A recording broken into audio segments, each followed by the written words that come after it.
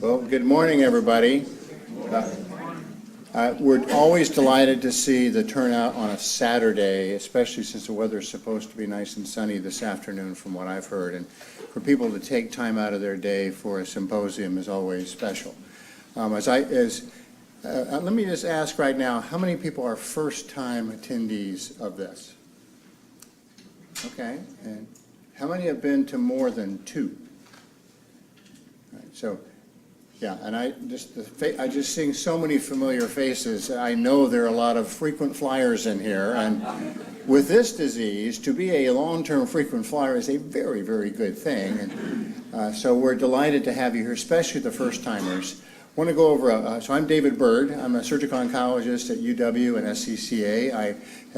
I'm trained at MD Anderson, and I have run this symposium since its beginning, which I think is number 12. I think it's 12. I go by Katie Bunker. Any of you remember, go back to Katie Bunker? She was 16 at the first one of these. She co-chaired this with me at age 16, having had node-positive melanoma in her arm at 13. And so, anybody who follows somebody like that, you better have something really good, because that's impossible. So let me just go over some logistics for the day for you. I first want to thank the Melanoma Research Foundation and the Seattle Cancer Care Alliance. Those are our two sponsors. As you know, we put this event up every year free. There's no charge to anybody. We think there's no reason you should have to pay for this, and that means we need some support, and we've gotten that year after year. And we have Cassie Beisel, who's going to come up in a minute from Melanoma Research Foundation and tell a little bit about what that is. But we're really grateful to the SCCA and the MRF. And can I do that one? Okay, phones. Anybody have a device that will make sound? Okay. Turn it to the sound off. You don't have to take your device off, but turn the sound off if you would. Any beepers included. I've got the pleasure of having this thing that someone at a grocery store goes, "Oh, I've heard about those things." That was about 8 years ago.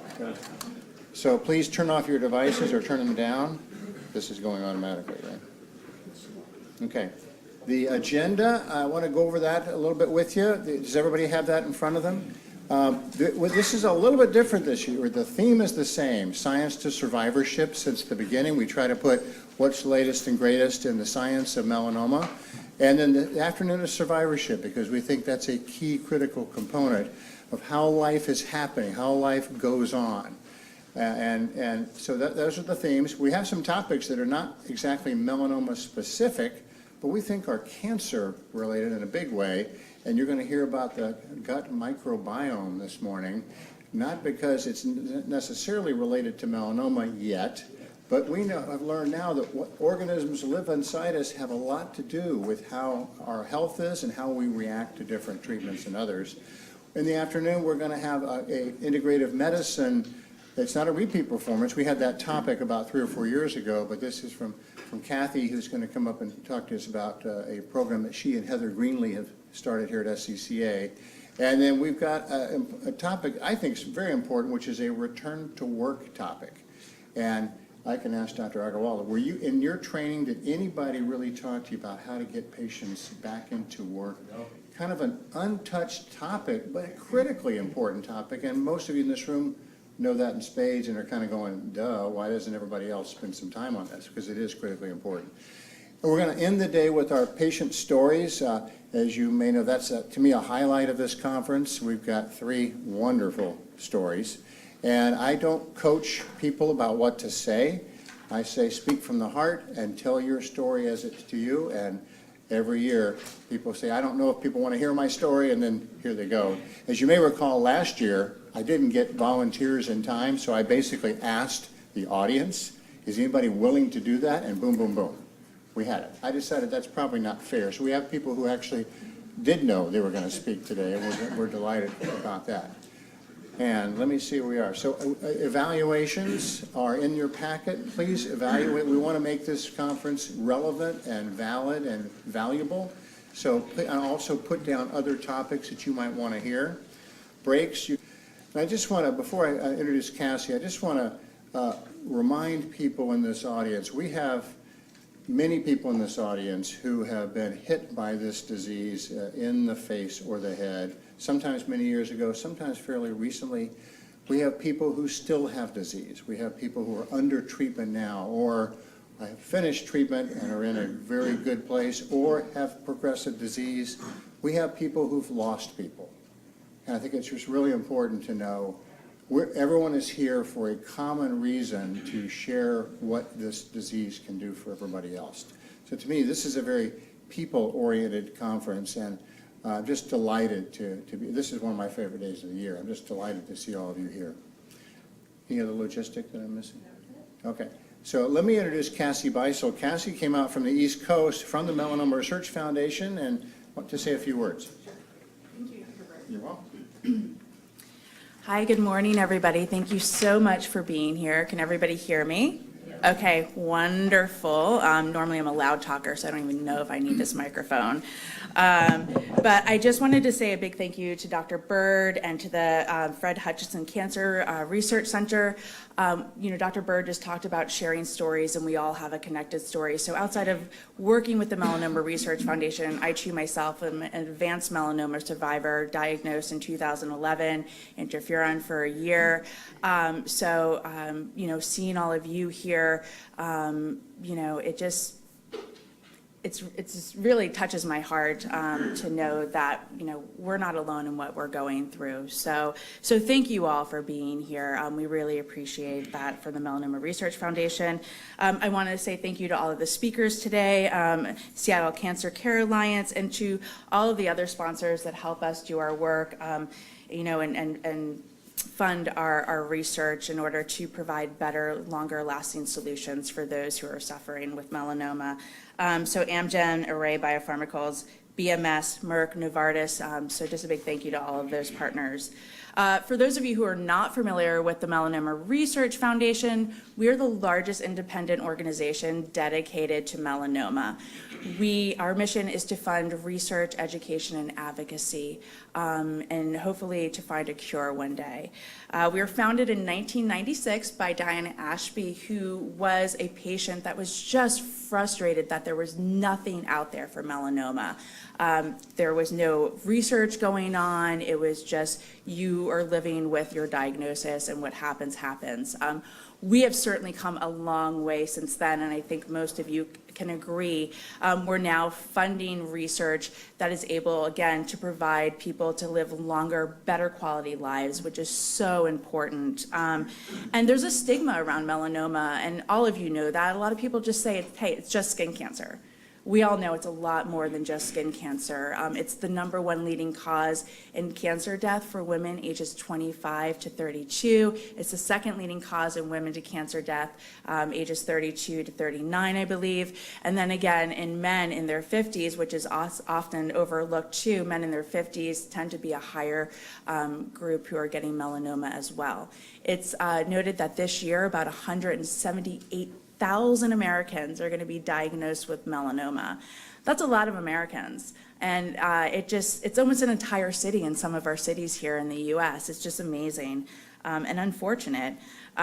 So we are working every day alongside of you, our patients, our caregivers, our community, to fund research in order to end that.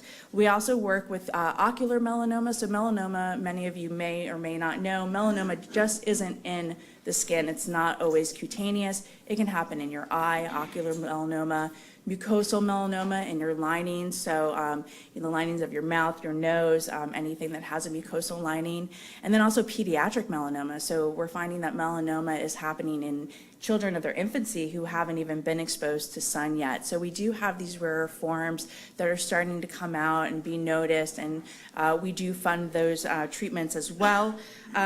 We have funded over $14 million in melanoma research and 150 research grants since our inception. And most of those fundings come from our community. So thank you for supporting us. If you have, we really appreciate it. Our ocular melanoma group has awarded $1.2 million ocular melanoma specific. And if you are familiar with ocular melanoma, or if you have it, that's a big deal because there's not a lot of funding. A lot of people don't know about these rarer forms. So our attendees, you guys, we've had over 12,000 Symposium attendees since our inception. So it's unfortunate, again, because that's so many people that are living with melanoma or have lost a loved one or who are caregivers, and that's unfortunate, but we thank you for your support, and we're happy that you're out here making the most and advocating to learn the most you can about this disease. Again, if you need any information or want any more information about how to get involved with the MRF, please let me know. We have multiple things throughout the year. We do our Miles for Melanoma 5K run walks that are in 15 cities across the United States. We have, of course, our patient symposiums. We have our Advocacy Summit and Hill Day, which is a program that I run with the Melanoma Research Foundation. And everyone comes in from across the country, and we go on Capitol Hill to talk about the key initiatives. So funding, DoD funding, that's this year we were granted $80 million across 17 cancers, and melanoma was one of those. So a lot of you probably don't know the Department of Defense funds cancer research, and it's because of our community that we are able to go and advocate for that funding every year. This year we had about 100 people. It's in Washington, D.C. We do offer financial scholarships in a limited basis for those, and then we have a room lottery and offer about 20 rooms, but it's a great time, and if anyone's interested in advocating for things like sunscreen in schools, if most of you know that a lot of schools don't allow sunscreen. So that is one of the things we want to change, because we want to start prevention early on, prevention and education. So again, thank you, Dr. Byrd. Thank you, Fred Hutchinson Cancer Center, for hosting, and thank you guys for coming and being interested in educating yourselves. And I'd love to talk to any of you after this if you're around and have any interest. So thank you so much. Well, let me introduce our first speaker. This is our keynote speaker. Dr. Sanjiv Agarwala, I met in Hawaii, tough place to give a talk, and we were both there at the Hawaii Society for Clinical Oncology, and I had not met him before, even though we're both in the melanoma community. When I heard him speak, I thought, not only does he know this topic really well, he's got some people skills, and this is a people symposium. So what I also like is on his video, he has a video that's up that you probably may or not even know it's there, where he's talking about one of the things that he enjoys the most is when he gets a smile back from a patient, because he knows that they get it. And he says this is what really drives him forward. And he, as you may know, we've had an immunotherapy theme now every year for several years. My thought is you can't get enough of what's going on in immunotherapy. So there'll be some repeats of things you've heard in previous symposia about the basics of immunology and immunotherapy, but because of that, we now have things to offer that we didn't 5, 8 years ago. So he's got a little bit of a time constraint. He actually was willing to stop in Seattle on his way to San Diego, which was wonderful for us, which means at 9:15, he is going to walk out of this door, and no one will stop him from leaving this. So without further ado, let me introduce Dr. Sanjiv Agarwala. Thank you very much.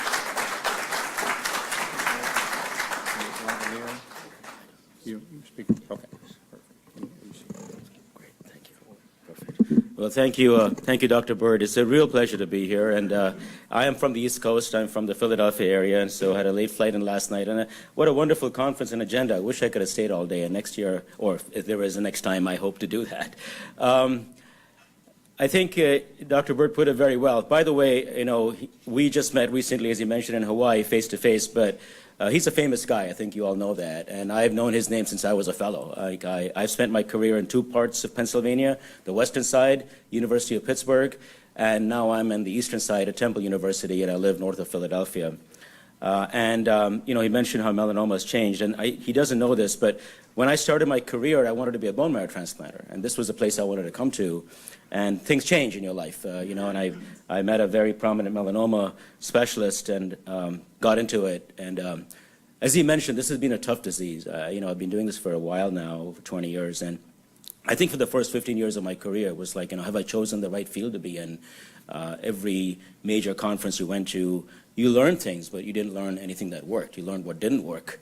And just something changed, you know, a few years ago. And it's been really, it gives me goosebumps how amazing things are now. And like I said, it's a real pleasure to be part of this, and I I have a lot of patients that I now, and it's incredible. I go back to the University of Pittsburgh. That was, I think, 10 years ago I left. And my team there, we had a melanoma clinic. That's all I do. I'm a medical oncologist, by the way. And it's really sad. Apart from the early stage patients, which were few because they were mostly followed by dermatology, my entire practice changed over every 6 to 12 months. There was nobody that survived. And that was, my team was used to it. Now, my team, that's not new anymore, but when I see my patients now, it's almost a social visit. And I'm not making light of, I think it's still a very tough disease, but most of the time my team sees my patients. I get to travel and meet people like Dr. Byrd at Hawaii, of course. But the thing is that when somebody now is not doing well, we are wondering why, what's going on. That's a real paradigm shift. And it's because of immunotherapy. And I want to show you this. I'm not going to show you lots of data. I'm going to talk about some very basic stuff that you might already know. But I like this concept of what the immune system, I'm not an immunologist, but you become one when you're a clinical melanoma specialist.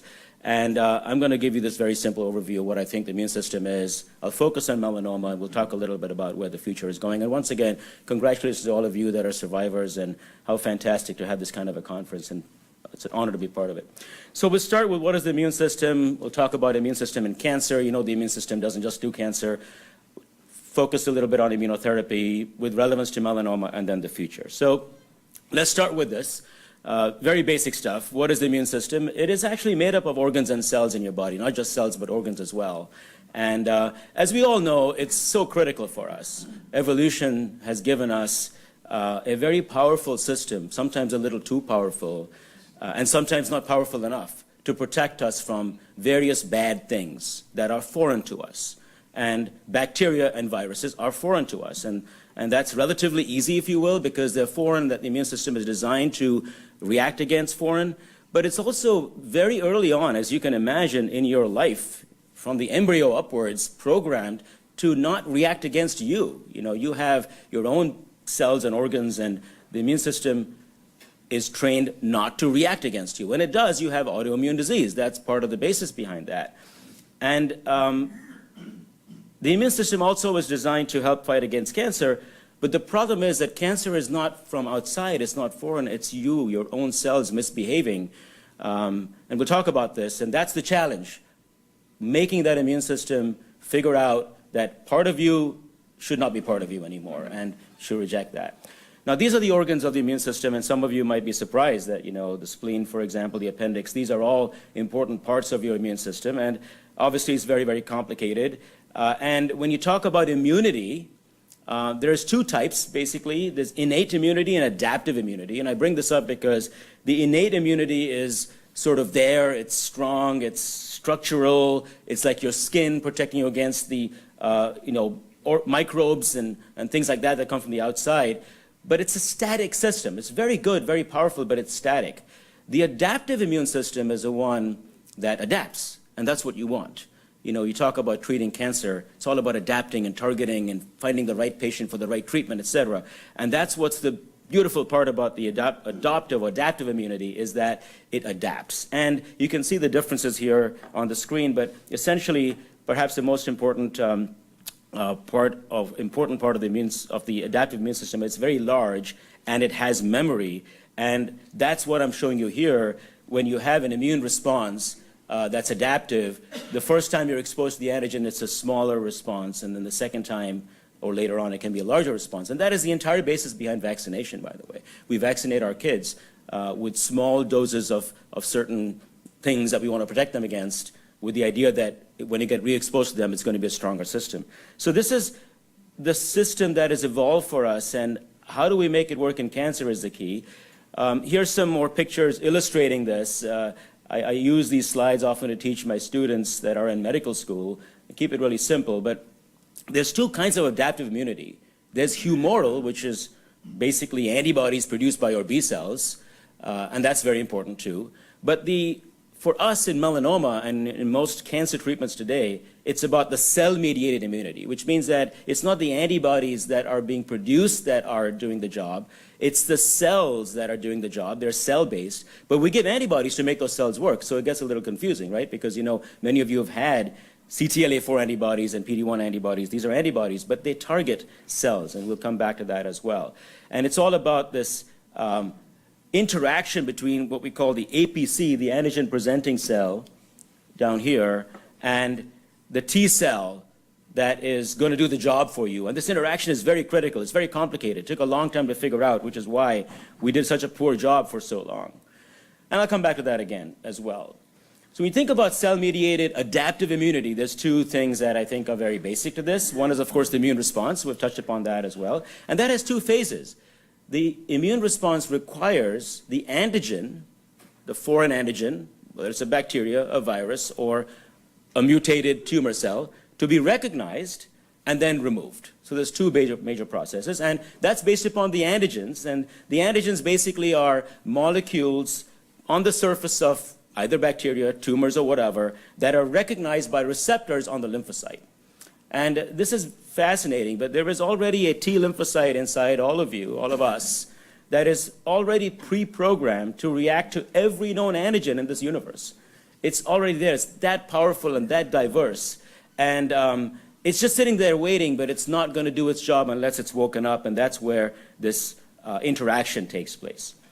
The cells involved in cell-mediated immunity are mostly T cells, and we'll keep it simple. And there's different kinds of T cells, and we've given them names like helper T cells and memory T cells and cytotoxic T cells. Cytotoxic means I will kill you T cell, so that's a type of T cell that, of course, it's just very simplified, but that's what it can do, and there's much overlap. And then there's something called natural killer cells. Sounds very cool. NK cells, in fact, were discovered by Ronald Herbermann, who was my boss at the University of Pittsburgh when I was there for many years. And these are, in fact, interesting cells, and we haven't figured out how to use them yet, by the way, very well. But these are cells that are natural killers. That's what they are. They're out there. All they do is they're killers. That's all they do. And they may not require the same stimulation at the same time. Therefore, they're difficult to work with because they're hard to control. They're hard to discipline. They're like the army that's gone a little wild and not following orders. So here you go with the T cell in a little more detail here. And this is very important because those of you who have received today's immunotherapy, this is what it's all about. You have this T cell that's going to recognize this antigen. And I call the T cell a very lazy cell, or at least it's very fastidious. It's not going to just do its job without lots of assistance. So the first step is that this antigen-presenting cell, and it's called that because it's going to present the antigen, often a dendritic cell. If you've heard of dendritic cells and vaccines, that's where all that comes from. So the antigen-presenting cell is going to process the antigen first, make it look all nice for the T cell to react, and take it to the T cell and say, here, Mr. T cell, here's the antigen, please react. And the T cell actually says, nope, not just quite yet. I need additional signals. And this is critical. This secondary signal is really being the breakthrough, figuring that out. And in fact, the secondary signal is the entire basis beyond CTLA-4, anti-CTLA-4, Yervoy, ipilimumab therapy. That's the entire basis behind it. So that second signal has to take place, and that's an interaction between, as you can see, these numbers, CD28, B7, et cetera. But that interaction, that temporary marriage or whatever, has to occur for the T cell to wake up. And the T cell says, great, now I'll do my job. And then, of course, there is what happens, and what we hope happens, is that the T cell then clones itself, proliferates, makes multiple copies of itself, all programmed to go against that one antigen, or multiple, and go and kill those cells, right? So that's what's going to happen. And that's where the cytotoxic T cell comes into play. And the interaction between cytotoxic T cells and the tumor is also very complex. There's all kinds of different enzymes and things that take place that kill it. And I actually have a video to show you if it works. I hope it does, an electron micrographic video of how that happens. So all that's great, and that's perfect. So what about cancer? And the immune system and cancer, a lot of people don't realize this, but it's very critical for cancer. If our immune system didn't work, we all have cancer. And in fact, there are childhood syndromes that the immune system doesn't work. And you've heard about the bubble boy and all that, but those kids end up with cancers very, very early because their immune system's not working. So I said this before, but it's relatively straightforward when the antigen that you want to react against comes from outside, because it's foreign. And that's very simple, or at least simpler, because the immune system, that's what it's programmed to do. This doesn't belong here. I'm going to react. I'm going to try to get rid of it. Doesn't always do so, but that's what happens in infection.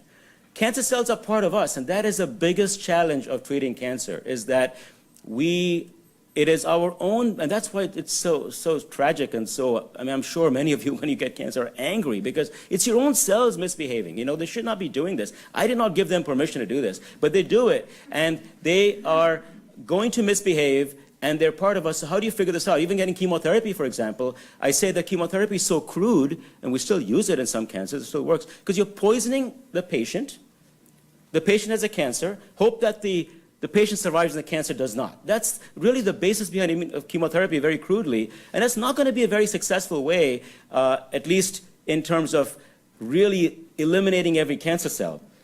Fortunately, the cancer cell gives us the opportunity to recognize it because it produces these mutated antigens. And here's a picture to show you that there's different ways that the tumor antigens can be created and happen, and the tumor has no choice around this. That it cannot prevent, or tries to, by the way, it does.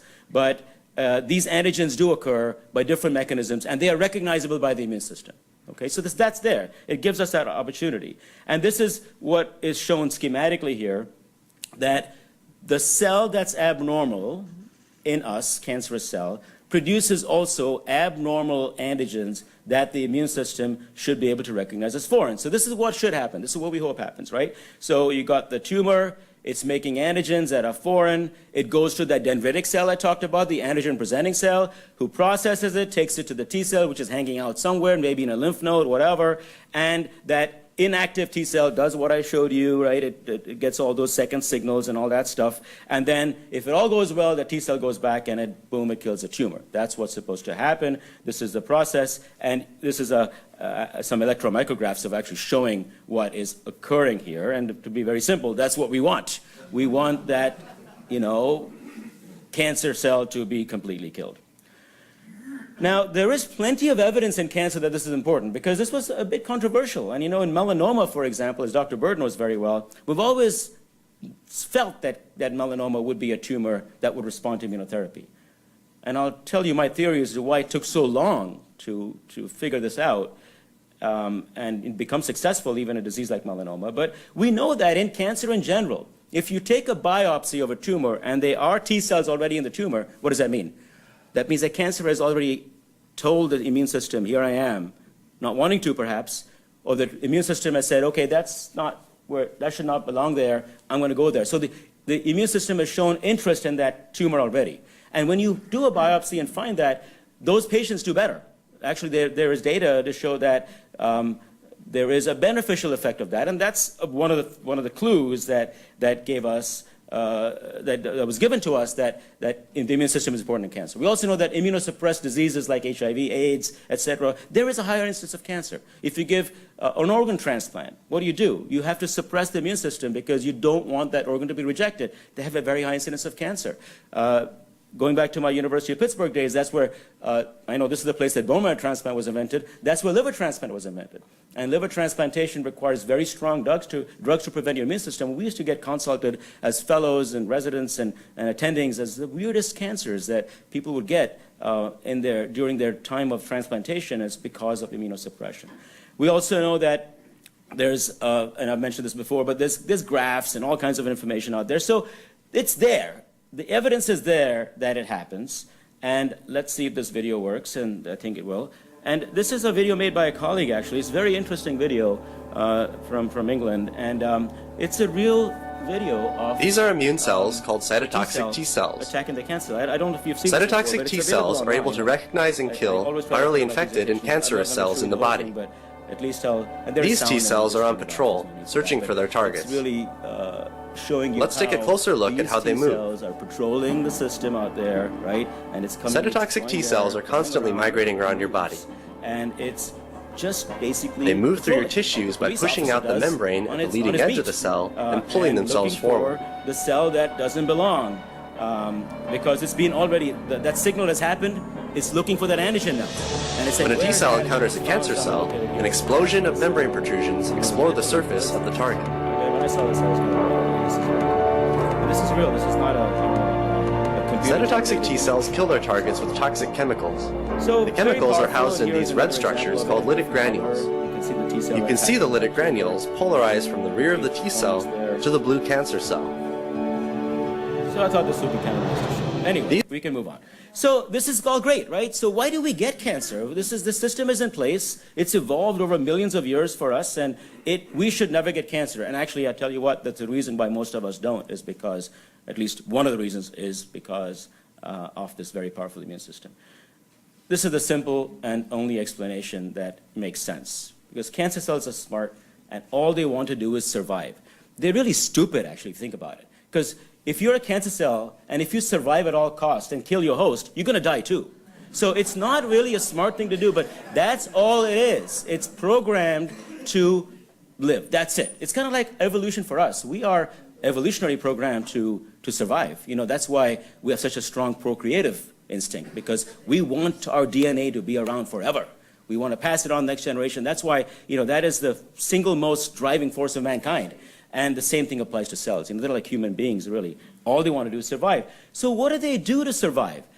They try to prevent the presentation process. I showed you that, right? That's maybe try to make those antigens not happen. Don't let that presentation occur. That can happen as well. It can release immunosuppressive factors like molecules, antibodies, for example, that can suppress the immune system. It can recruit immunosuppressive cells. We have immunosuppressive cells in our body. Maybe it can recruit them and say, hey, come work for me, right? Or it can do this, which is dysregulate the T cell system. And this is what we're going to talk about. This is where the success has been, not just in melanoma, but in all cancers. That T cell, very complicated cell, has lots of opportunities, receptors on its surface to allow interaction with things that we can make, like CTLA4, PD-1, so anti-CTLA4, anti-PD-1, and we'll come back to this, but think about the T cell as having, on one side, the left side are all the gas pedals, and the right side are all the brakes. So hold that thought in terms of the gas pedal and brakes, because there's a very easy, good analogy of the car, which I like to use for understanding immunotherapy. So immunotherapy is very simple, using the immune system to treat cancer. So makes sense, right? And we talk about the 4 pillars of cancer treatment: surgery, radiation, chemotherapy, and we can now, actually it was 3 pillars, now it's 2 more. Targeted therapy, which is, we're not going to talk about that today.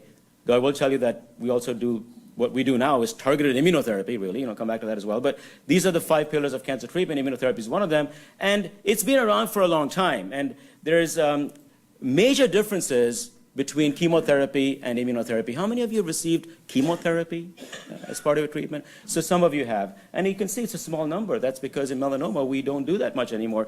And chemotherapy, as I mentioned, and I say it tongue-in-cheek, it's like poisoning the patient, hoping to poison the tumor.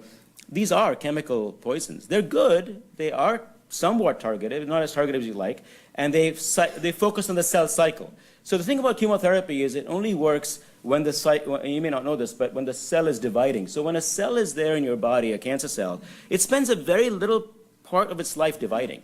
It sounds like it's dividing all the time, but it's not actually. It's just sitting there. In fact, the biggest problem with cancer, and we were taught when we were in med school that cancer is a disease of too much growth. It's not. It's a disease of too little death. The cell just refuses to die. It's an abnormal cell that does what we call apoptosis. So and chemotherapy pretty much only works when the cell is dividing. So it's a very small window of opportunity. And if you've wondered why you get all these different cycles of chemotherapy and different drugs, sometimes 3 or 4 together, not for melanoma perhaps, for other diseases, it's because of that. You've got to figure out the different, hit it when the cell is dividing. And it's challenging there, right? And it's going to be a quick response if it works. That's why with chemotherapy you get 2 cycles and you get a scan, and if it's not working, you move on. With immunotherapies, you might know that's not the case. You've got to be patient, wait some time. So there could be a time effect of immunotherapy over time, and the chemotherapy side effects are all on dividing cells. Why do you get hair loss? Because your hair follicles divide quickly. Chemotherapy hits those too. You get mucositis or all those other side effects from chemotherapy because you're hitting dividing cells. Immunotherapy is different. The side effects of immunotherapy are pretty much, as many of you might know, your immune system going a little too fast, doing a little too much. And that's where it really comes, and we'll talk about how that balancing act is important. And we have various ways we can use the immune system for treatment, and you might have heard of all these things, and we've tried things for a long time, cancer vaccines, antibodies, infusing cells like cytotoxic T cells. All these are good approaches, and we're still figuring out how to make them effective, but really the success has been this word modulation.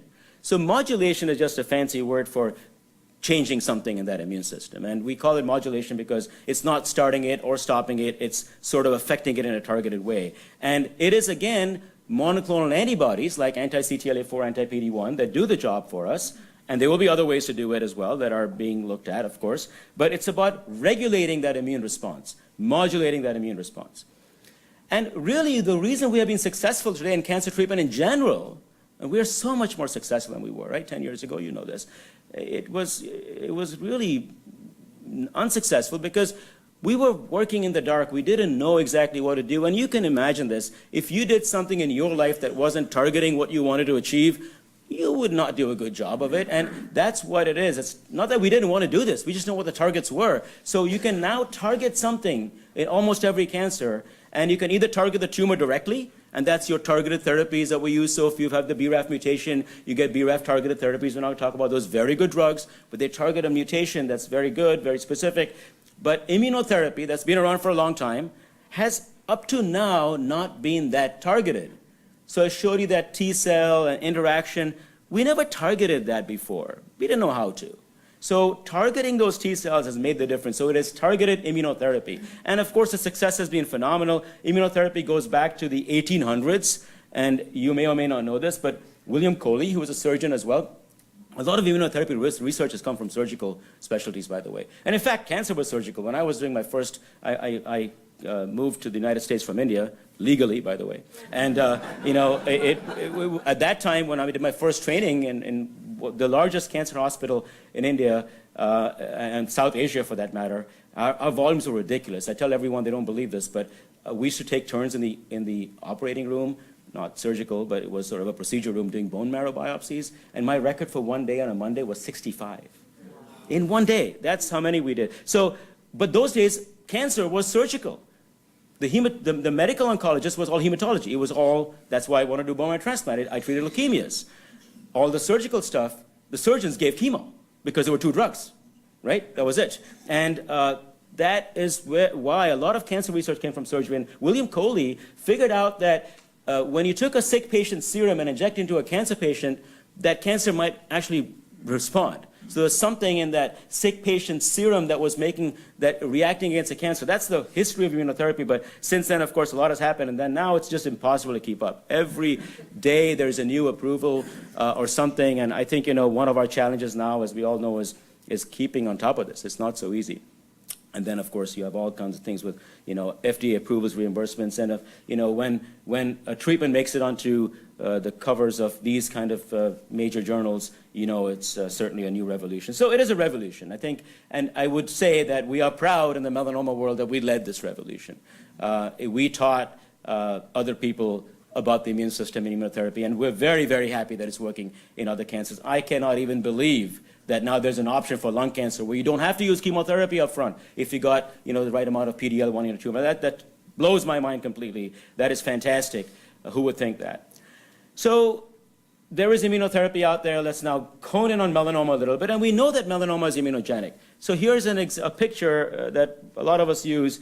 I should have included a patient picture. I had a patient in Pittsburgh that, it's almost I wish I forgot to include that slide. But there's a picture of this patient, or this man holding his daughter on the beach, and he has a big melanoma here like this, and it actually looks like that. There's a little hole in it, like it's regressing. This is regressing melanoma. And it sounds incredible, but we treated in Pittsburgh that man when he was 65, so 30 years later. And he didn't make it. This was a long time ago. And his daughter brought that picture to us, and he never had that melanoma when we saw him. It was gone. So the immune system is very powerful in melanoma, certainly does that. This is the primary. Here's an example of a metastatic lesion in the liver that can disappear. So there is this ability to make this happen, and this is with an anti-CTLA-4 antibody. So what is this all about in melanoma, and what is going on, and what can we do? And you might have seen this kind of a survival curve. This is what we oncologists live and die by. So this, to explain this a little bit, the vertical line is a percentage of patients that go on a treatment. So obviously when you start, 100% are alive, and unfortunately that number goes down over time. So the horizontal axis is time. And you can see that the lower line, which means that not a lot of people are alive after a while, is chemo. and it goes out further and it goes almost down to 0. But we've gotten a lot better in melanoma treatment, and look at that higher number there when you're adding immunotherapy agents together and so on. And of course, there's a lot of complications about what to use, and I'm not even going to go there about treatment choices, but this is good. We need that curve to be right at the top, the 100% to remain 100. That's what we hope for one day. And what has been, and this is my simplistic, my simple mind's way of understanding this, because I've always wondered, why we've been working with immunotherapy for so long and it hasn't worked as well. And, this is me. I made this slide. I think that the way to use the immune system, you can either turn it on, or maybe it's being turned off too soon and prevent it from being turned off. And I really think that that's the difference, because it's already turned on. The immune system is smart. It's being turned on. The tumor cell is turning it off way too soon. So if the tumor cell cannot prevent it from being recognized, and I showed you the different ways it can do it, in terms of evading the immune system, why not the tumor cell figures out a way to put the brakes on the immune system too soon? And that's where the checkpoint inhibitors come in, because checkpoint inhibitors are simply brake removers. So I'm going to simplify this a little bit, and you might know some of this. But what is a checkpoint? Because we talk about checkpoint inhibitors all the time. A checkpoint is really on this cycle that I showed you before that should happen. This cycle is very powerful. We are reacting to antigens right now. Right? There are antigens out there, our immune system is reacting, but we don't know because it's doing its job and shutting itself off. Those brakes are important for us. They protect us from ourselves. They protect us from autoimmune disease. So that's really cool. It's good we have that. But when the cancer cell hijacks those brakes, literally, to its own advantage, puts the brakes on too soon, that's the problem. So we got to find a way to turn those brakes off, to remove those brakes. So a checkpoint inhibitor is very simply, as I said, we need the brakes turned, and a checkpoint inhibitor is simply a brake remover. That's all it is. And I like to use this car analogy here, which is this. You show a Ferrari because it's very powerful. But you have all this stuff going on in the immune system, but ultimately the brakes come on, and a checkpoint inhibitor takes those brakes off. Okay? And then also, when I teach my students, I show them this picture, which is T cells get tired, by the way. And I'm going to come back to this a little bit when I talk about drug resistance. But there is something called T cell exhaustion. It really exists. I mean, think about the car again. I love the car analogy, because you can take the brakes off your car, but when will it eventually stop moving? When it runs out of gas, unless it's going downhill, right? But eventually it will stop moving. So these treatments also fill up the gas tank. And I like to think of the anti-PD-1 antibodies as filling up the gas tank, and the anti-CTLA-4 is taking off the brakes. Very simplistic, not entirely accurate, but it makes sense. That's why putting them together could be a good thing, right? And as you all know, the disease list grows and grows and grows. Checkpoint inhibitors, these brake removers, work in multiple tumor types, and there's anti-PD-1, anti-PD-L1, anti-CTLA-4. There's so many of them out there now. Like I said, it's hard to keep up. What's really interesting, by the way, is that the two diseases that checkpoint inhibitors don't work very well are breast cancer and prostate cancer. And they both respond to hormones. And I've asked this question to multiple people, and no one could answer it. So why is that? And maybe it's, as I'll talk about, the cold tumor, hot tumor syndrome. But most tumors do respond to checkpoint inhibitors. But it's a balancing act, because as you can imagine, the car goes too fast, you got a problem, it's going too slow, it's not going fast enough. So it's a balancing act of too much immune activation versus not enough, right? And that's why, as you know, as patients, you know this very well, measuring benefit is different, because it could take some time. We don't do scans in melanoma, as you know, for the first 12 weeks, just to give some time for the tumor to grow. And it's not always about having a response right away. You can have people and I have patients like this all the time, where you can have, in fact, growth of the tumor. You can see it, but the patient's feeling well. You say, okay, you know what, give it a little more time. Maybe we don't see it yet, but it's that immune system's kicking in. And then, of course, this is a classic picture we show about what we consider when we teach our fellows and residents about response. On the left upper corner is a classic response, but we see in immunotherapy tumor growing and then regressing sometimes. And maybe a new tumor develops and then it starts to respond. Doesn't happen all the time, but it can. And the key for us is, how is the patient doing clinically? It's a big picture situation. And this is, by the way, a huge new paradigm for us. We always thought, and Dr. Byrd's a surgeon, he knows what a complete response is because a surgeon produces a complete response in 15 minutes in the operating room. He takes a tumor out, it's gone. We can't do that, right? And we've always wanted to mimic the surgeons with our medical treatments, make a complete response. And we always thought and knew that with some drugs, if you don't get a complete response, there's no benefit long term. And the reason that's not true is because we think it's a complete response. But there's cells hiding there. We just can't find them, right? Our technology isn't good enough to find them. So the new paradigm of immunotherapy, and I have, I don't know now, at least 50 patients that I have been following now for more than 10 years with the immunotherapy agents, and almost all of them, I'm still seeing on their scans lesions. But 10 years out and nothing's happening. It scared me when I went from every 2-month scan to every 3-month scan, every 6 months. Now some of them are once a year. And the tumor is about the same. That's a new paradigm because we have made, and this cliche we use, making cancer into a chronic disease, right? Like diabetes. You don't have to die of diabetes. You can live with it. It might affect your life, and maybe cancer will get that way, right? All right, so where is this all going? And like I said, I'm not going to show you data. I'm sure you know all that from your multiple visits to clinic and talking to your oncologist. But the real issue is how do we make immunotherapy better than it is? It's good. So we're going to make it more powerful. Overcoming resistance, that's one thing, because not everyone responds. We're very happy with a 40% response rate, which is better than 5, but that's 60% of people not responding. That's a problem. We've got to figure that out. And this whole cliche again, personalized medicine, picking the right treatment for the right patient. So if you want to make the numbers look good, right? Suppose I take 100 people with cancer and treat them with a drug, and it works in 30% of them. And in 70% of them it didn't work. That's one number. But if I took the right 100 people, figuring out which patient I should give that drug to, that response rate is going to go to 80%.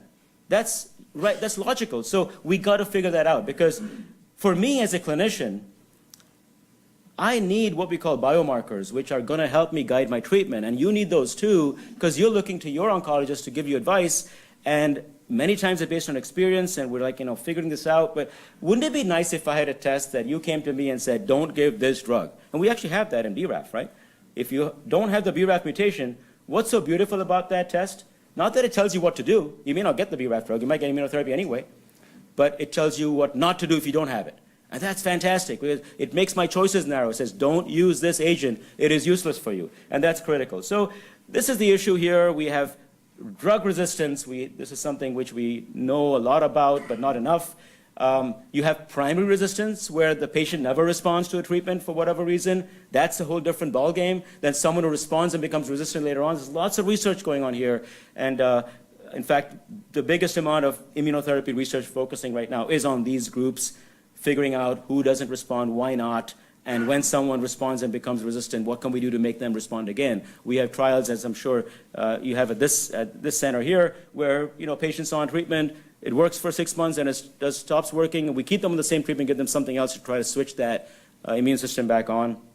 And I mentioned T-cell exhaustion. This is real. This is a scientific paper that addressed this, and there's different phenotypes, and don't worry about the numbers and letters. But the idea is that resistance can develop because the T-cell gets tired, and there is that T-cell exhaustion, and there are ways to reverse this that are going on. And this, I think, is the most critical bit of information that has taught us so much, and we have to understand. So on the left side here, this is actually a patient with head and neck cancer, not even melanoma. And who thought that head and neck cancer would be immunosensitive? But on the left side, we see those green cells, they're fluorescing. They're all the immune cells in that tumor. And on the right side, there's none of those. And these are 2 different patients, 2 different tumors. And you can see that on the left side, all those immune cells means that tumor is interesting to the immune system.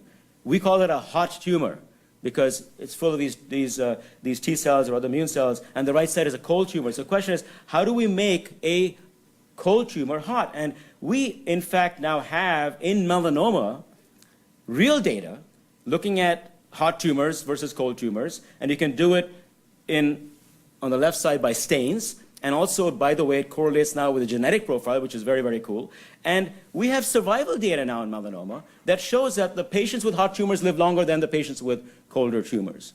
Now, that doesn't mean that the cold tumor patients don't do well. They do well, but the hot tumors do better. So we're not going to say that if the tumor is cold, don't treat, because it still works better than anything else we had. But the issue is, I'd like to find a test one day. I'd like someone to find me a test one day, should I say, which will tell me that this is black and white. And that's a problem in life. Nothing is black and white, right, in life. That's the issue. But we need the black and white test here, which we don't have. So making tumors hot. The hot tumor, which has lots of cells, is going to respond to immunotherapy quite well. There's lots of different ways. You have a talk today on intralesional treatment coming up later. And that's another way that melanoma gives us the opportunity, because melanoma often spreads to the skin or under the skin. So you can reach it with a needle and you can inject things into it to turn maybe those T cells, or should I say turn those tumor cells to be more visible to the T cell system, for example. So all different ways. These are all examples of how research is ongoing to make cold tumors hot, and that's really it. However, there's also this, and you might know some of this already, but this is a picture I think that every one of us shows in every talk. It's probably the most famous slide in history for cancer. But this is, by the way, the mutation load of tumors. So I want to point out here on the right side, melanoma has, and those dots and making the thing, the higher it goes, the higher the mutation load. The more mutations in a tumor, that's what it's showing here. And it makes logical sense, actually. The more mutated a tumor, from what I told you, that it's going to respond better to immunotherapy. And indeed, melanoma is number 1, and that's the first approval. Lung cancer is number 2. That's the second approval. This is almost the approval pathway of immunotherapy. And this mutation load is very interesting. Again, it's not black and white, but it's a fascinating thing, and I'm not showing you a slide, but there's actually a type of a marker called, it's basically called MMR, which is it's MSI high, which is multi-satellite instability, microsatellite instability, which is found not just in one tumor, but found about 5–10% of the time in multiple tumor types. And that has the highest mutational load of all. And by the way, for the first time ever in the history of FDA approvals, a drug has been approved for patients who have MSI high tumors. Doesn't matter where it came from. And that is truly the future of cancer treatment, where it's not going to be melanoma, lung cancer, breast cancer is going to be based upon some biological marker. So here's this data. And then there's something called PD-L1 testing, and I don't know if you're familiar with that, because in melanoma we don't really do it that much. It's not very useful. But in lung cancer, for example, you need it, because that's how you pick therapy. And PD-L1 is basically the ligand where the PD-1 antibody is going to bind. So logically, if you've got more PD-L1 in your tumor, you got a better shot at reacting with the PD-1 antibody, therefore it could work better. And it does work better in melanoma. So this is data to show you that when you add the tumor mutation load and the PD-L1 status in melanoma and other cancers, you get better effects. So we're getting to the point where we're going to figure out a way to enrich our patient population to pick the right patient for the right treatment. And it's a long way away, I think, but it is something that is being worked on a lot.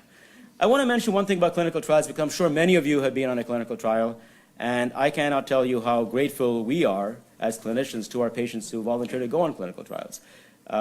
This is what I do all the time. Every patient I see, I'm hoping to find a clinical trial, because I firmly believe that a clinical trial is the best treatment for anybody, because it's really a way to figure out how to make things better, And I think many of you know this, but it is something which we have to really explain and make patients understand and make them comfortable with it, because, they'll joke about being a guinea pig, and yeah, you are in a way, but it is a trial design that is very well regulated and controlled, and the idea is to make things better. Sometimes you use a placebo, because you never use a placebo unless you didn't have a treatment that worked, If you had one, you wouldn't use it. And I say this all the time, every single drug we have in the world today was a clinical trial once, even aspirin. And we wouldn't be where we are today without people like your help. And I talk about placebos. This is really a way, this is something we struggle with a lot, because a lot of patients are not interested in taking a treatment that has a placebo. And sometimes it is an issue, because I'll give you an example. Adjuvant treatment of cancer where you don't have a drug that works, an example that might be kidney cancer or something like that, where you are trying to find out if something might work to prevent the cancer from coming back. So it's got to be a placebo versus the active drug, which we don't know if it works or not. And many patients don't want to come in every 3 weeks for a year to get what could be a dummy infusion. I get it, And that's certainly an issue, but that's unfortunately the only way of doing this kind of research, where you have a randomization, and you know all this. And I just bring this up more to thank all of you for being part of this process, because none of us would be here today without clinical trials. So back to immunotherapy. This has been an incredible ride, right? You can see on the left there, not that long ago, but it's all melanoma. That was it. and now all the way up to things like bladder cancer, head and neck cancer, lymphomas. It is incredible, and of course, we won't talk about cost. These are expensive drugs, of course, but at least we're making progress, and I think with progress will come more innovation, and hopefully, we will get more patients cured. Thank you to the T-cell for giving us all these opportunities, right? These are just all, the ones we know about, but I said before, the left side has the gas pedals, the right side has the brakes, so 2 of the brakes in red were figured out, CTLA-4, PD-1. There are plenty of others, and it's going to be a challenge to figure this out, right, without clinical trials, and that's why I brought that up. But plenty of opportunities for us, and I would say that I use this also analogy a lot, the tip of the iceberg. The future is something which we cannot even predict, and I know Dr. Byrd agrees with me. Who knew this was coming 5 years ago, right? I mean, who knew that we would be talking about, should I say, curing some people with melanoma? And I heard a patient story when I was outside there. These are stories that you could never hear before, and I wish I could stay to listen to your stories, but once again, thank you, Dr. Byrd, for the invitation, and thank you all for coming, and good luck to all of you. Thank you.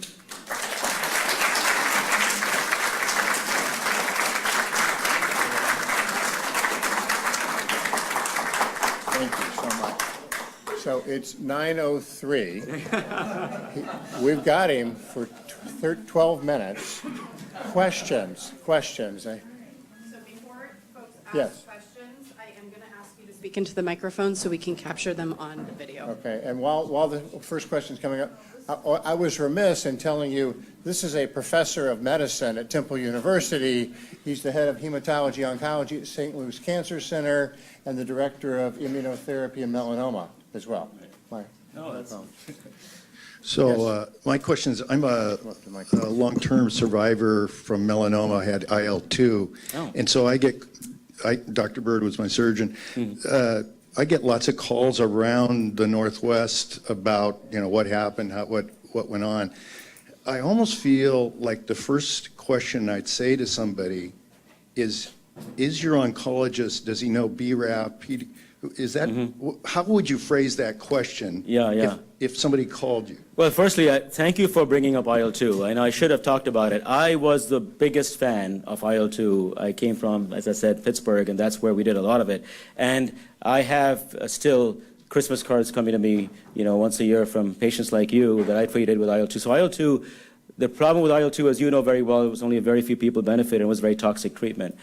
So we made some progress. So appreciate you bringing that up. I think, if you were to talk to people about their melanoma and what's going on, I think making sure that they're informed is key, obviously.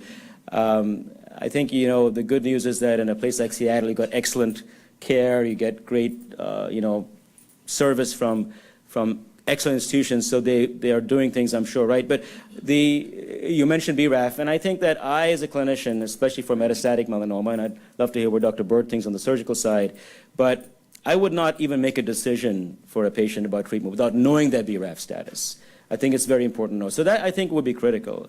I'd say that for a melanoma patient to know their BRAF status, I say now at diagnosis. So if you're diagnosed with melanoma, just tell your oncologist to can you just find out my BRAF status so I can write it down? Because it doesn't change. It's there forever. So that's a good piece of information to have. God forbid if you need it, you got it, and you don't have to wait 2 weeks to get that result. Everything else is more about, clinical trials and having the right access, Did that answer your question? I think, yeah. What about PD-1? Yeah, so PD-L1, which is the ligand, L stands for ligand. So that, as I said, is you call it like a receptor that PD-1 interacts with. Not so important in melanoma, but important in some other cancers. I will say lung cancer, it's the only one. And some of this, let me rephrase important. It is correlated with benefit, even in melanoma. But I don't use it to make decisions pretty much, because I know that even with zero PD-L1 staining, my melanoma patient will do better than with chemotherapy. And the second part of that is you need PD-L1 status sometimes to get your drug approved. And that right now pretty much is only in lung cancer, frontline therapy, by the way. Even though in every cancer we've looked at, there is a correlation, but it all boils down to, think about it from your standpoint and my standpoint as your advocate, your clinician. If I'm going to tell you that, you don't have any PD-L1 in your tumor, so there's about a 5-10% chance it's going to work, but if you got PD-L1, it's 40% chance. Are you going to tell me that 5-10% chance, forget it, I don't want it? you're going to take the treatment anyway, and I'm going to offer it to you because these treatments, as you know, are so much easier than what we had. So it's about, unless it's black and white, I wouldn't be using that. So it's about then ultimately boils down to, is that in the label to get the drug approved, to get it reimbursed, et cetera. So you cannot get frontline lung cancer therapy with an anti-PD-1 monotherapy right now unless you got 50% or more PD-L1 in your tumor.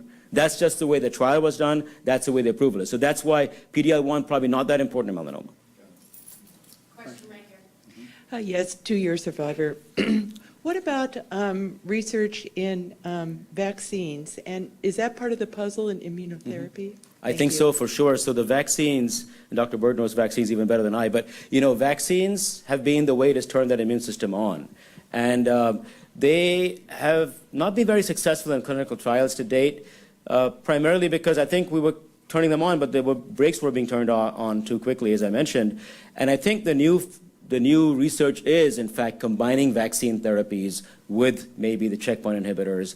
So I think that's certainly going to be there. The vaccines are very interesting because they can target a certain antigen, and you can make them, in vitro. However, on the other hand, melanoma has lots of different antigens, so it's a bit of a challenge. I think one way of, quote, unquote, vaccinating people now might be intratumoral injection, and you'll hear more about that. But injecting the tumor now with these new agents that are sometimes viral-based produces a local reaction that literally produces what I would call an autologous vaccination. Because logically speaking, the best vaccination should be against your own tumor cells, not somebody else's. But that hasn't worked very well, in the past. I would say it's because the tumor cells are smarter than those vaccines, and it's the right vaccine, maybe in combination.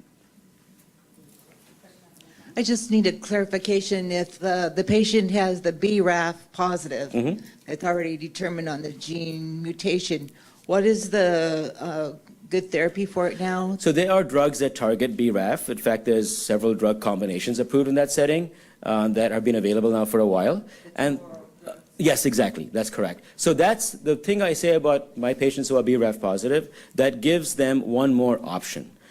After that, it's still a clinical decision whether to go, because if you're BRAF positive, both immunotherapy and BRAF therapy could work. So now it's not yet. You don't do it together yet. That's research. There are trials going on. That's a very good question, putting all three together. But right now, as a clinician, if you're BRAF positive, I would be picking, with your discussion, either BRAF therapy first or immunotherapy first. And I can switch from one to the other if one doesn't work. The big debate right now that is not yet settled is which one to pick first, I'll tell you that. Many of us pick immunotherapy first for various reasons that we don't have to go into. But if you don't have the BRAF mutation, then you know that therapy is no good for you. You're pretty much going to go with immunotherapy. Okay. Thanks. Sure. Any other Along questions? those same lines, while the microphone's coming up, you used the word cure earlier. Yeah. And you kind of barely said that. The survival curves that you saw for melanoma go like this, but now they're getting better, but they still go downhill. But in the immunotherapy side, longer term, we're seeing flat curves, yes. Flat curves. Yeah. Why don't you explain the difference between why we're seeing that for immunotherapy and maybe not for chemotherapy or even some of the single BRAF treatments? No, that's a very good point. So, one thing about immunotherapy is that it takes some time to work, like I explained, and I told you why that would be the case. But as Dr. Byrd mentions, it seems that when it works, it can work for a very long time.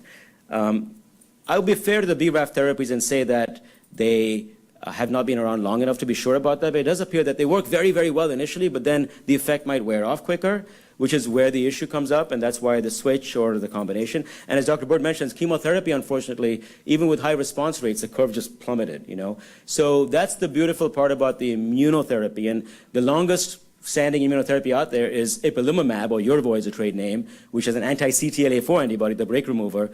And we've got now a curve that goes out to almost 13, 14 years, and it's completely flat for the last 10 years. It's 20% though, which means 1 in 5 people are alive today because of that one drug.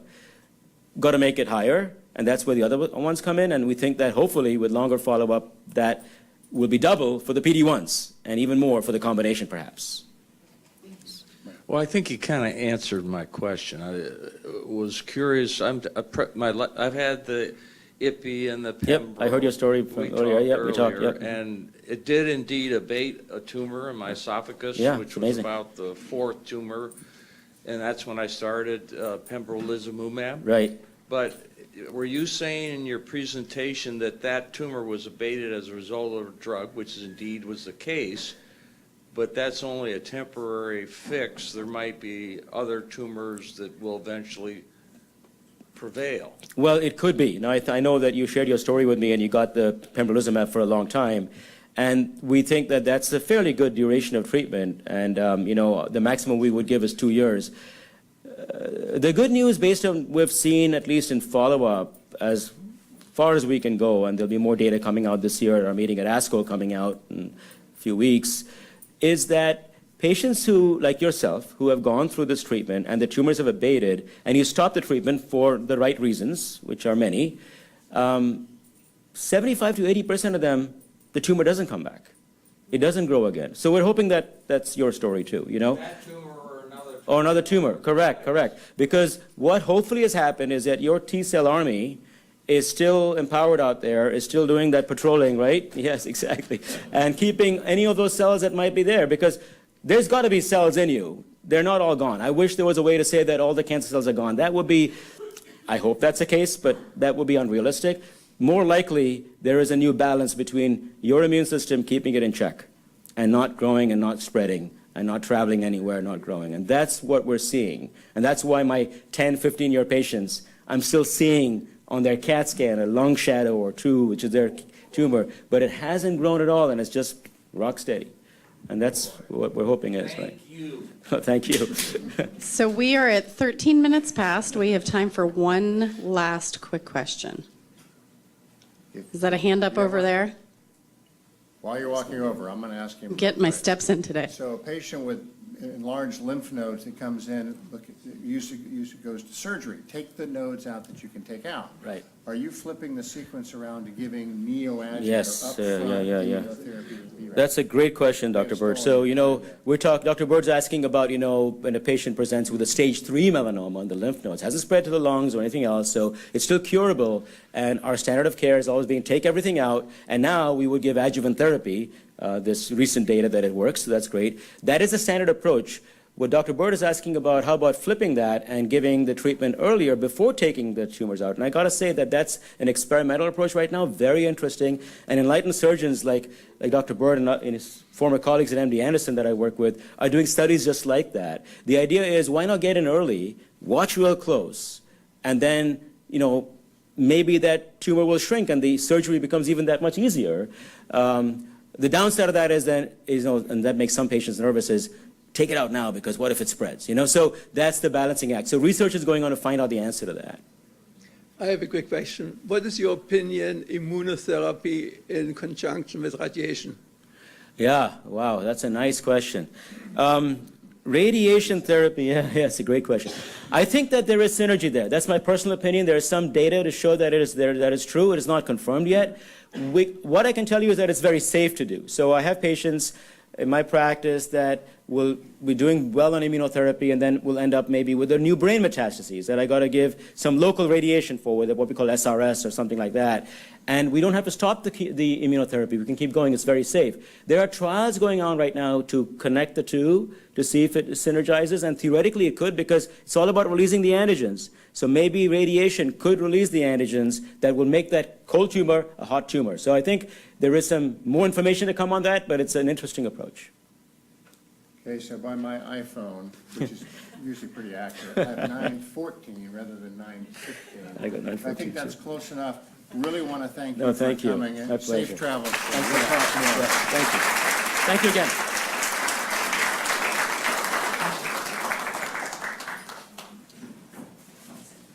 I think you can see why I invited him to speak, because he can explain things in an understandable manner, put some humor in there, connect with an audience, and too bad we don't have him for more time today. But that was delightful. We've got, do you have something? Oh, yeah. Okay. So Dr. Sylvia Lee is a repeat presenter here. Many of you who've been here for several times may recall, was it 3 or 4 years ago? Maybe more? 5? I think a couple, 2 or 3 years ago. About 3 years ago, Dr. Lee is an assistant professor of medicine and an investigator at the Fred Hutchinson at the SCCA, working on tumor-infiltrating lymphocyte therapy. And she's going to give an update of what's going on with that exciting field as well. Dr. Lee.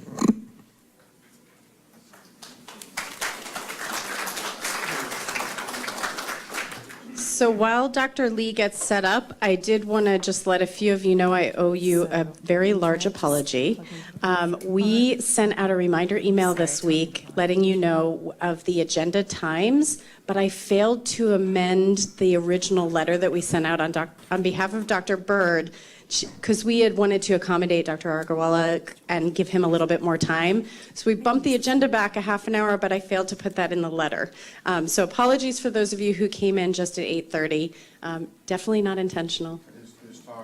His talk will be online, so you'll be able to see the beginning of it if you did miss it.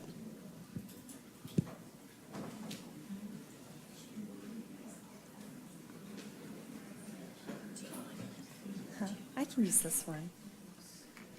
Hi, everyone. Can you hear me okay? So I am one of the melanoma doctors at the Seattle Cancer Care Alliance. I know some of you. And my area of research is in T-cell therapy and trying to expand T-cell therapies to solid tumors, including melanoma. And I got started developing the TIL therapy program at the Hutch for melanoma. And so this is a program that started with Dr. Byrd and others in about 2014. So I presented here a few years ago. I tried to sort of talk about a different aspect of TIL therapy, not just repeat what I talked about before, but I'll give a brief overview and then talk about how this fits into this PD-1 landscape that we're now living in. And just to review, most people know this, but I think there's, like we always talk about T cells and lymphocytes and your immune system. And the main thing to know is that all these cells actually are blood cells, and they're part of your immune cells. And so you have red blood cells, white blood cells, and platelets. And lymphocytes are a type of white blood cell. And then T cells, which are the main cancer-fighting cell in your body, are a type of lymphocyte. So when you hear about lymphocytes in the cancer world, usually people are talking about T cells, so you can sort of think of them as the same way. And there are other types that they're actually, taking it to a next level of complexity. There are actually good cancer-fighting T cells and sort of bad T cells too. Okay, so we have undergone a revolution in cancer treatment and in melanoma treatment in particular, where we're now living in this PD-1 world, in this PD-1 era. And so PD-1 refers to the drugs like pembrolizumab, nivolumab, which are also called Keytruda and Opdivo are the brand names. And the thing that melanoma has done for the rest of the cancer community is it was the first cancer where it really showed that these treatments would be effective, and it's really led the way for these other cancer types. And now what's really remarkable, as you've heard, is that these PD-1 therapies are showing efficacy across all of these different tumor types, which really hasn't been seen for other cancer treatments. It's really astonishing to see just the vast array of different cancer types that are responding to PD-1 therapy. But I think, the challenge of living in this PD-1 world and all the optimism and all the articles you might see in the media and all this talk of curing cancer and this new hope is that it doesn't work for everyone. And so I think, one casualty you see in clinic as a medical oncologist is when it doesn't work, and there's a bigger gulf or divide between like all the positive stories that you see around you, and then when you have someone where it doesn't work. And right now, PD-1 therapy still isn't working in the majority of patients. And so it's really important to understand why, so we can expand the successes that we've achieved with PD-1 therapy to more and more patients. So one of the questions is why doesn't it work? What's going on? And some of the reasons why we know that PD-1 therapy doesn't work in everyone is, number one, there just aren't enough of these naturally existing cancer-fighting T cells in your body. So the way PD-1 works is it's basically re-educating your T cells to fight your cancer. Your T cells aren't doing a good enough job against fighting your cancer, and it's sort of trying to train them, sending them back to school so that they learn to fight your cancer cells again. But one problem is some patients don't have enough of these T cells to begin with. So you can give them PD-1 therapy, but it doesn't have enough T cells to work on. And so one problem is not having enough of these T cells in your body. One is that the T cells are being suppressed by the cancer microenvironment. So cancer has very powerful mechanisms to suppress T cells from working, to turn them off, make them go to sleep. One problem is that you may have some cancer-fighting T cells that just have a problem. They can't get into the tumor where they're supposed to be and fight the cancer. And then the other problem that you've heard of this morning is that T cells become exhausted where they aren't working anymore. And so that brings us to TIL therapy. So TIL stands for tumor infiltrating lymphocytes. And when you think about cancer immunotherapy, really all these different strategies of cancer immunotherapy are really working at the level of the tumor and really trying to activate the T cells that are mixed into the tumor. And so way before all of these immunotherapies were developed, pathologists noticed a long time ago, even before I was born, that when you look at a tumor that's been resected by a surgeon, when you stain for the cancer cells and you stain for the lymphocytes, the patients who have, or the tumors who have a rich infiltrate of lymphocytes, they tend to do better. And that was before we had immunotherapies that could sort of modulate and improve these circumstances. But you saw that patients who had these T cells going into their tumor, they had lower rates of relapse from their cancer. And so this is a drawing. This is basically a tumor that doesn't have many T cells in it, and these are tumors that have a lot of these tumor-infiltrating lymphocytes in them. And so the idea is that you have these cancer-fighting T cells that are circulating around in your blood. This is a blood vessel. And they're drawn to the tumor, and they're able to go into the tumor and start fighting the tumor. And this is what plays the most important role in your immune system being able to fight the cancer. And so the idea of TIL therapy is that why not, when you're trying to find ways to enhance your immune system's response and your immune system's ability to fight cancer, why not go directly to the tumor? If you go directly to the tumor, you're most likely to find those T cells that are most effective and most attracted to the tumor and able to attack the tumor. And so the strategy of TIL therapy relies on basically taking a segment of the tumor, resecting a portion of the tumor from the patient, bringing it to the lab and looking at those T cells that have been drawn to the tumor, growing those out in the laboratory away from all of the tumor suppressive environment that's going on in the patient. And then using our growth factors, our T cell food, to stimulate those T cells to grow. And then testing those, looking at which ones of those T cells are able to fight the cancer the best, and then growing those out some more and infusing just those cancer-fighting T cells back into the patient. And these are pictures that are taken from our cell processing facility of a tumor that was resected from a patient. And so what we do in the lab is we actually dissect the tumor into small fragments that are about 2 to 3 millimeters, and we put them into plates like this with media that contains really powerful growth factors that causes the T cells to grow. And then what you see across several weeks is that this tumor fragment slowly disappears, and that well fills with T cells. And then you sort of expand those out, and by the end of a 3 to 5 week process, you have plates that are filled with these T cells that you've grown out. And what we then do is we actually take those T cells and we test them back against some of the tumor cells to find which ones are most effective in recognizing those cancer cells and destroying them. and then we select those and infuse those back into the patient. These are more pictures from actually right down there downstairs in this same building where we have our laboratory where we're growing out these T-cell products. And so the way TIL is given is also important, also is a reason why TIL is different from PD-1 therapy. What we know now is if we give T cells without giving any chemotherapy to the patient, the T cells don't really survive. They don't really have a place to go. And so you have what the cancer does in patients is it sets up this very immunosuppressive microenvironment that suppresses all your cancer-fighting T cells. And when we give chemotherapy before the T cells, the chemotherapy isn't attacking the melanoma itself, but it's basically wiping out this immunosuppressive microenvironment, sort of resetting the stage so you can give these cancer-fighting T cells. And we found that that's a hugely important component to T cell therapy, both for melanoma and other cancers. And so we give 7 days of chemotherapy to prepare your body, sort of wipe out all of those bad immune cells that the cancer has tried to promote.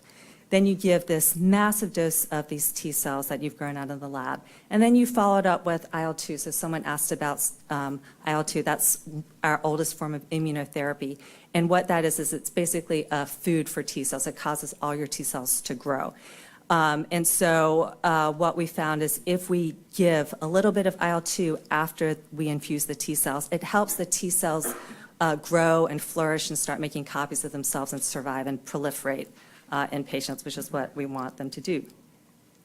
And so this is another schematic of someone who has these little sort of gray areas are representing the bad tumor microenvironment that the cancer has set up in their body. If you just give them T cells, they go in, but they don't really do anything. They don't really get to where they want to go, and they can't expand and start growing and flourishing. But if you give this we call it lymphodepleting chemotherapy because it depletes the bad lymphocytes. If you give that and then you wipe out that bad immune environment that the cancer has upregulated, and then you give the T cells, then they're able to expand and proliferate and grow. And so this is really important in creating the space for the T cells, decreasing the competition for food that comes from having a lot of the bad T cells in your body, removing the bad T cells in your body, and then also the what we call like the pharmacokinetics of this that's very unique and very different from PD-1 therapy is that instead of having sort of a low, like PD-1 therapy, like pembrolizumab, you're giving people infusions once every 3 weeks. And you're sort of slowly upregulating the good cancer-fighting T cells. This is a little different because you're wiping out the bad immune microenvironment and then giving someone billions and billions of these T cells all at once. And what we found is when you give these all at once and then you allow those T cells to expand very quickly, they take on what we call a memory phenotype, which is T cells that have the capacity to stay in your body, survive in your body, not become exhausted, to keep proliferating in your body for hopefully the rest of your life. And so what we know from our studies here at the Fred Hutch and also other institutions, including the NCI where this was developed, is that across studies, the response rate for melanoma to TIL therapy is about 50%, use like of patients who get TIL.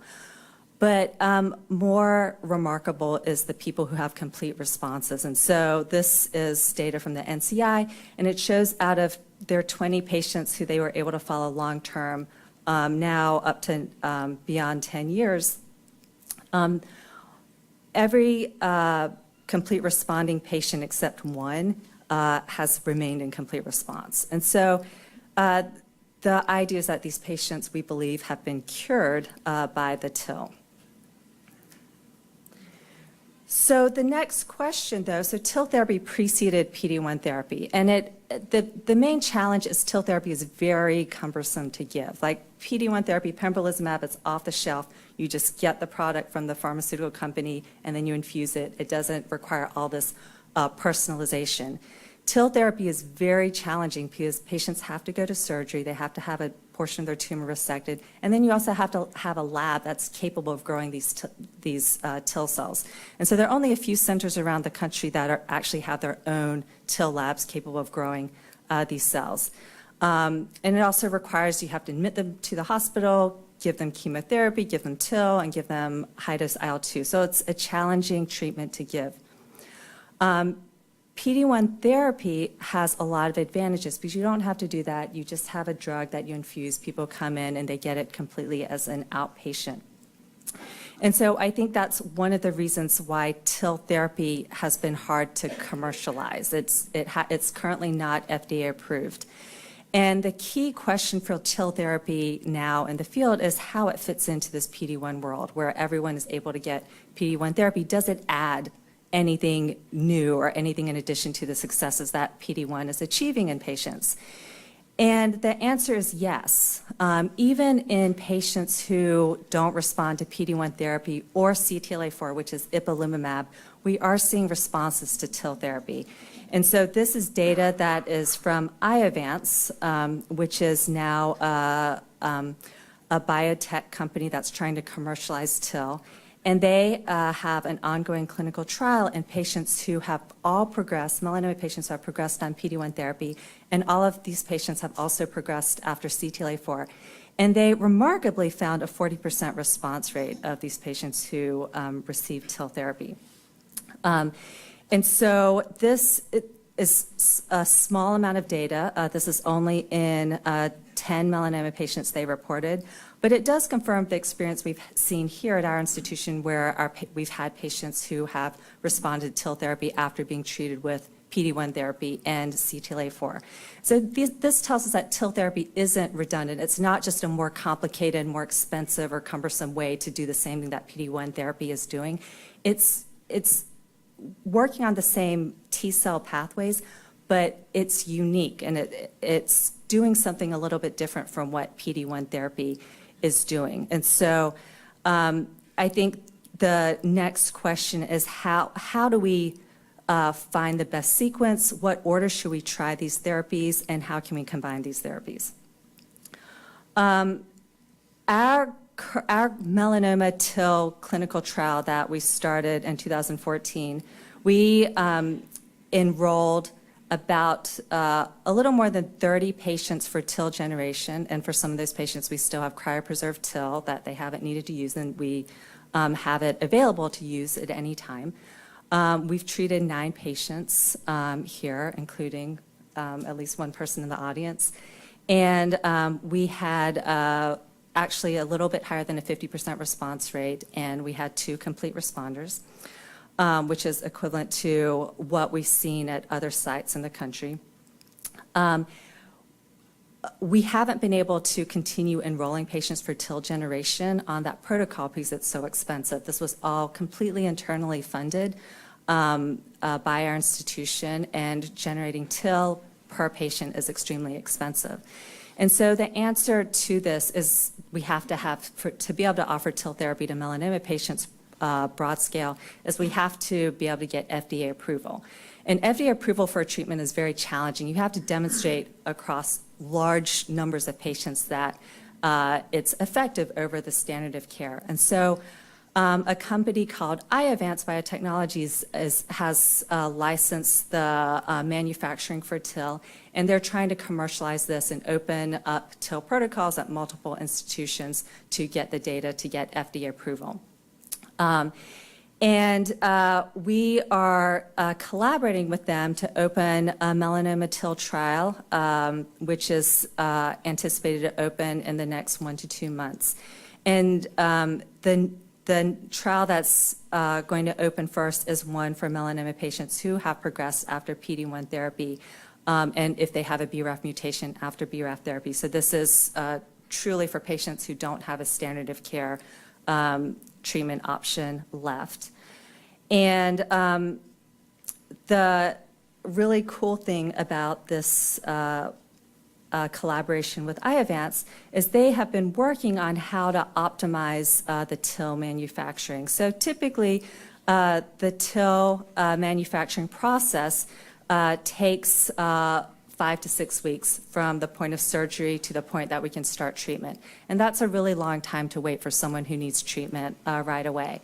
And Iovance has made some advances in TIL manufacturing, and they're able to generate a product in 3 weeks, which I think also increases our ability to offer this treatment to patients and make this more feasible. And so the model is that we would do surgery here on the patient with likely Dr. Byrd, where we would take out a portion of the tumor in surgery. Then we would actually overnight ship it to a central facility that's run by Iovance, where they would manufacture the TIL product. We would give the chemotherapy here, and then they would ship back the TIL cells that have been produced at the central facility, and then we'd infuse them here at our hospital at University of Washington, and also follow it up with up to 6 doses of IL-2. So we're no longer giving that extensive full dose, a full course of IL-2. And so we're hoping to open this trial up in a couple, 1 to 2 months, and make this available to our patients here again. We're also looking at questions for how to sequence TIL therapy. And so what we found in our institution, and I think other institutions have found this too, is that when we started with our TIL therapy program, PD-1 wasn't widely available. And as we continue to grow TIL cells on patients, we found that patients who had been on PD-1 therapy, they actually seemed to have less effective TIL products that we were able to grow out, lower cell numbers of the TIL that we're able to grow out, and also less activity against the cancer. And so the idea is that it's possible after patients have been on PD-1 therapy and at a point where they're not responding to PD-1 therapy, that whole problem with the T cells becoming exhausted could affect our ability to grow TIL on them. And it's possible that a better strategy might be looking at doing TIL up front for patients who haven't been on PD-1 therapy before or CTLA-4 therapy. And so there's studies ongoing looking at what happens when you give TIL therapy after after ipilimumab or after PD-1 therapy. But I do think that those studies are going to validate what we've seen here, that the TIL that we generate is of less quality and less efficacy after when we're trying to grow TIL on people who have been heavily treated with all of these different immunotherapies. And so another trial that we're working on opening at our center, which is probably closer to the end of 2018 and 2019, is giving TIL therapy for melanoma patients up front as first line, before they've even seen PD-1 therapy or ipilimumab, and also looking at combining that TIL therapy with PD-1 therapy and seeing if PD-1 therapy can promote the expansion of the TIL and the efficacy of the TIL. So looking at ways to combine TIL therapy with other immunotherapies. So reviewing sort of where TIL therapy stands in PD-1 therapy. So again, about 50% response rates, probably 20% melanoma patients can be cured by TIL. When we look at the toxicities compared to PD-1 therapy alone actually is very well tolerated, as many of you probably know. But every once in a while, you do have a toxicity, and that toxicity can be for the rest of someone's life, or it can be more severe. And when we start looking at PD-1 therapy combined with other drugs like ipilimumab and other agents in clinical trials, we have a higher risk of these permanent long-term toxicities. In contrast, with TIL therapy, the toxicities are intense but very short-lived. So when people get TIL therapy, they're really getting treatment across 2 weeks. You go into the hospital, or actually now we're doing the chemotherapy outpatient. So you get a week of chemotherapy, go into the hospital, get your TIL, you get a few days of IL-2, and then you're done in 2 weeks. And that first month after you get the IL-2, as some people in the audience can tell you, is very intense. People feel terrible, like they have gotten a really intense treatment. But then those symptoms improve by the next month and the next month, and they continue to improve and people recover. And they go back to how they were feeling before. And you're done. You don't have to keep coming into the clinic every 3 weeks to get your PD-1 infusion. And I think that that's one of the main advantages of TIL therapy. It's sort of like similar to a stem cell transplant model, where instead of having someone on treatment for 2 years and beyond, we have many patients who are getting PD-1 therapy 3 years and beyond. You just have a one-time treatment and then it's monitoring. And that has, I think, a lot of appeal if we can get there for more patients. So another challenge, administration. It requires fresh tumor, so it requires patients undergo surgery, which is a huge challenge, of course, because that is not a feasible option for many patients. There has traditionally been a long generation time, but as I described, Iovance, with their new manufacturing protocols, they're able to dramatically shorten that time, and they're still working on ways to make that a little bit faster. Again, it's a 2-week treatment, and you can also bank TIL indefinitely. And so you can grow TIL on someone early on, even at a point where they don't need it, cryopreserve it, and wait and use it when they need it. And so that's, I think the main barrier to doing that is financial. It's very expensive to grow TIL on someone that you're unlikely to need it for, but that is an option. Cost. So I had like these divided up into green are positive points and red are sort of negative points. And interestingly, when we first started, the cost of TIL generation was a huge negative. Like to think about spending $65,000 per patient to generate these TIL is very hard to wrap your mind around. But with the advent of PD-1 therapy, where a month of pembrolizumab costs $15,000 and you have people on for 2 to 3 years, you're easily reaching $500,000 to treat someone with pembrolizumab. And when you do the combination of nivolumab and ipilimumab, that's estimated to be $1 million per patient. And so things have really changed, and you could argue that that is actually now a positive of TIL therapy. It's a lot cheaper than giving someone PD-1 therapy now. The availability, again, the availability is limited because it requires fresh tumor. There are a few academic centers, but now the exciting thing about our collaboration with Iovance is that by using a centralized facility to generate TIL, we're able to offer TIL therapy to many more patients. You don't have to be a patient at the Seattle Cancer Care Alliance, which is linked to Fred Hutchinson, who has their own TIL manufacturing lab. You can go to other places around the country that are able to use the centralized facility. And so that's a huge advantage to trying to make TIL more commercially available. And the other aspect is it's not FDA approved. And again, that's something that we're working on. So I think that TIL therapy has an important place, and we're still trying to figure out how we can take the successes of PD-1 therapy and use TIL therapy in the most meaningful and effective way for patients. And I'm excited that we'll be able to offer this treatment option to our patients here very soon again. And I always like to include a patient slide. This is one of our patients who had to get a TIL. He had to be get his treatment on Halloween. And so he was actually in the military, and when he was abroad in Afghanistan, some of his buddies sent him this Gumby outfit, and he actually dressed up, like he had a picture of himself in Afghanistan in it, and then he got it out again and put it on for his TIL infusion. And at first, when he sent me this picture, I thought this was a beer stein, but I realized it's like the hospital, like little sippy cup, and this is a barf bag in the other hand. But he's still having a good time.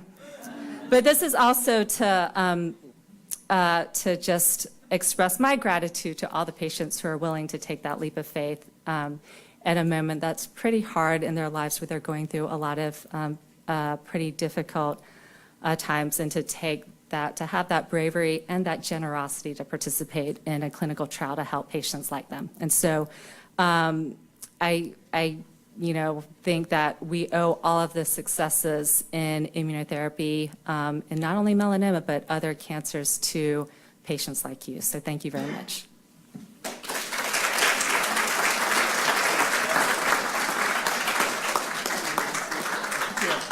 Time for one question before the break, and then I'm sure Dr. Lee's available during the break if you have specific questions for her.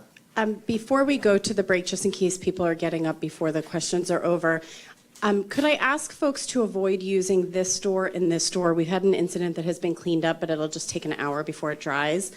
So I would just encourage everyone to use these exit doors.